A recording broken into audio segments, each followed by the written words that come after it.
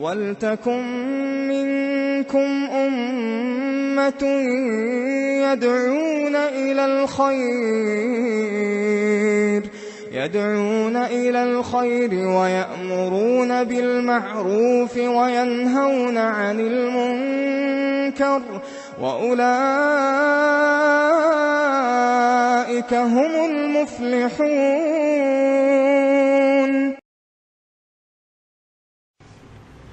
शाबान की 29 तारीख को बादल की वजह से अगर हिलाल न दिखाई दे तो क्या करें? अगर 29 तारीख को 29 को चांद देखना चाहिए। अगर दिख गया तो अगले दिन रमजान, अगले दिन रोजा रखेंगे। और अगर चांद दिखाई नहीं देता है तो क्या करेंगे?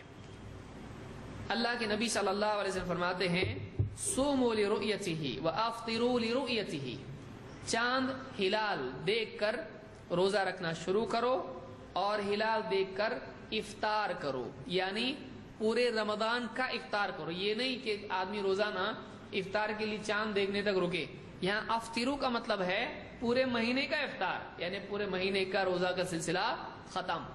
तो चांद देखकर रोजे रखना शुरू करो और चांद देखकर रोजे रखने का सिलसिला खत्म करो। फ़इन गुब्बी अलैकुम फ़अकमिलू इद्दत शअबान 30।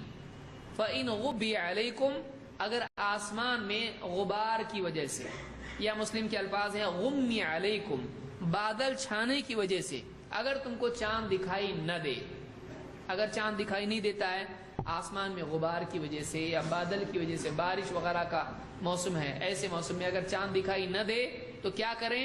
आपने फरमाया फ़अकमिलू इद्दत शअबान 30, तो तुम शाबान के महीने के 30 दिनों की गिनती पूरी करो। यानी चांद दिखने में अगर शक हो, नहीं दिखा चांद, तो फिर ऐसी सूरत में क्या करना चाहिए? 30 दिन शाबान के मुकम्मल करना चाहिए। एहतियाती रोजा नहीं रख सकते हैं। इसको इमाम अल बुखारी मुस्लिम दोनों ने रिवायत किया है।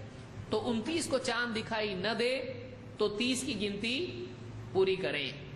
ये यानी इस मसले में हुक्म है कि अगर शक हो दिखा कि नहीं दिखा तो ऐसी सूरत में एहतियाती तौर पर रोजा नहीं रख सकते हैं, बल्कि 30 दिन शाबान के पूरे करने चाहिए। मालूम है रमजान शुरू नहीं हो सकता है जब तक कि चांद न दिखे या 30 दिन पूरे ना हो। सुब्हानल्लाह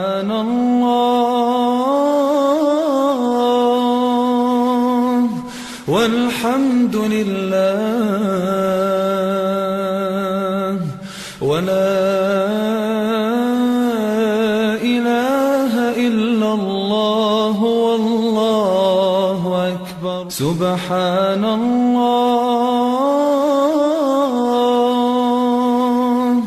वल्हम्दुलिल्लाह वला इलाहा इल्लल्लाह